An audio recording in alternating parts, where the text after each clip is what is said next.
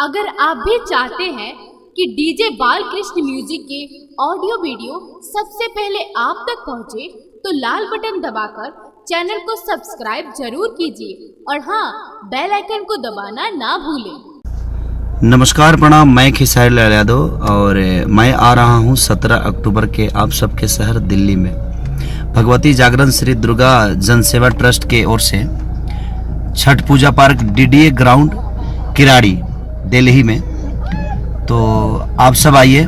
आयोजक करता हमारे हैं श्री राम दयाल महतो जी, और जो इवेंट हमारे करा रहे हैं वो केबीपी एंटरटेनमेंट द्वारा हो रहा है। ये इवेंट हमारे विकास सिंह वीरप्पन जी के द्वारा। तो ये Chhath Puja park DDA ground Kirari Delhi 17 अक्टूबर को ये शो है हमारा। 8 बजे रात को स्टार्ट होगा। तो प्लीज़ आप सब ढेर सारा प्यार देने के लिए आइए और ढेर सारा मोहब्बत करिए, क्योंकि हम आ रहे हैं आप सबसे मिलने, माँ के भजन गाने के लिए।